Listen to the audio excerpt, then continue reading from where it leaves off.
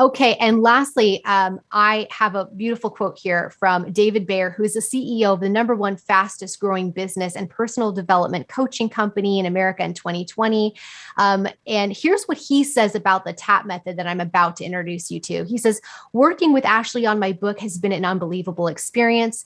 Ashley has helped me with my outline, the structure, and applying her TAP methodology.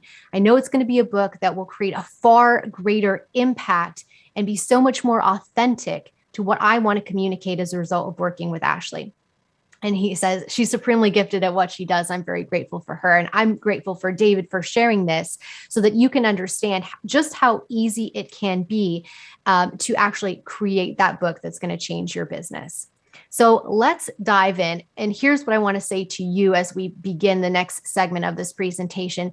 If you have a book you want to get out there, this is your greatest opportunity to write, publish, and make an impact.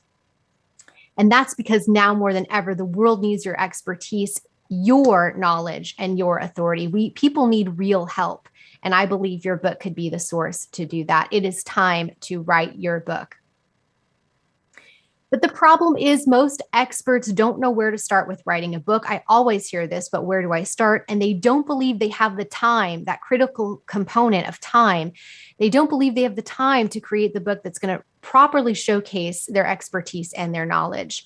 They become overwhelmed by the blank page, paralyzed by fear and self-doubt. And this leads us to the number one mistake that I see first-time authors making. So they make this number one mistake. It leads them to hit a wall on their book and eventually give up on their book idea. That's what we're going to tackle head on right now. Now, this statistic is probably one that you've heard, but it is true. There are 81% of people who dream of writing and publishing a book, but only 1% actually get it done. And the reason is simple. It is that number one mistake that we need to cover that you must understand if you're going to do this and do it successfully.